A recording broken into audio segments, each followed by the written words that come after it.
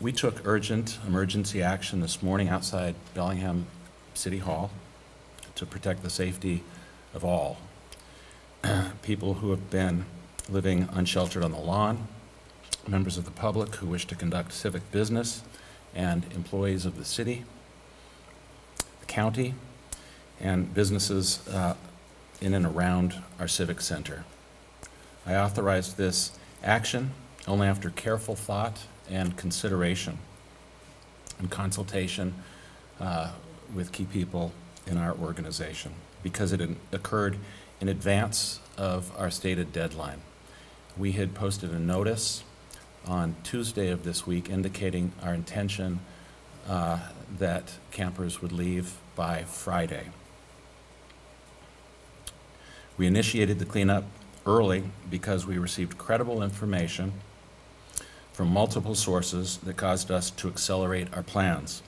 Our civic center was becoming the target of agitators, far more intent on conflict than working towards any social good. More specifically, we received information regarding certain groups known to have a history of confrontation. They put out a call throughout the Northwest to gather in Bellingham on Friday.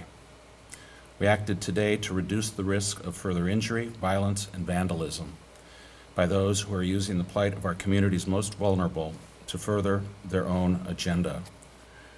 This concern regarding agitators was compounded by incidents at the encampment, which have greatly escalated in recent weeks, and the presence of a fortified wooden structure built outside the front doors containing interior spaces and unknown items.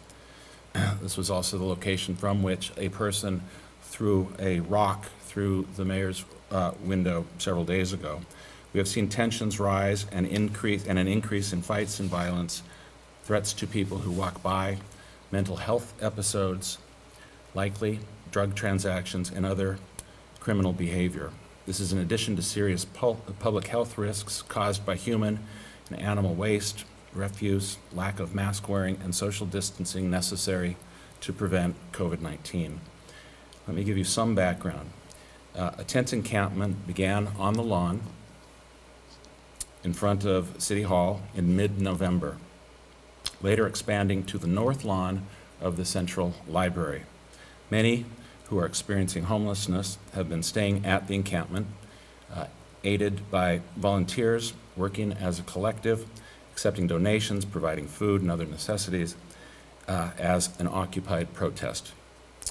A number of those people had made it very clear that they were engaged in a protest. They characterized it that way.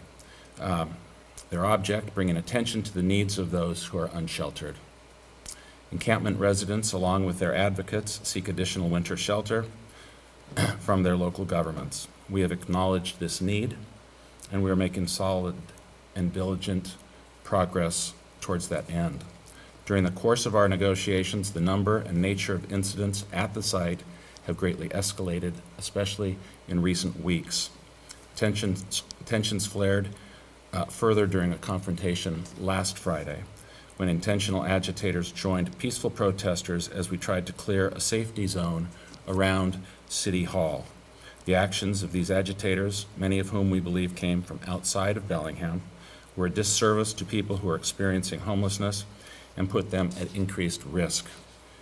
Incidents requiring police, fire, and emergency medical responses continued over the weekend, and thus our decision to entirely close City Hall and the library for this week. We proceeded with the required legal notice to inform encampment residents that they must remove their belongings and leave by 4 p.m. Friday, January 29th. This was a reference to the notification we posted on Tuesday that I mentioned previously. This follows our intention stated repeatedly during the course of the past month that this temporary encampment, which does in fact violate our Bellingham Municipal Code, was never formally permitted by the City of Bellingham, that it needed to come to an end in January. Today, police worked to secure the scene, provide a safe setting for camp residents to move, and a safe working environment for public work crews to assist campers with their cleanup efforts. Public Works crews assisted campers in gathering their belongings offering transportation and connections to find safe shelter and other services. While many residing at the encampment are leaving the area willingly and peacefully, several protesters have assaulted officers who are maintaining a safety line. So that's some background. At this time, I'd like to invite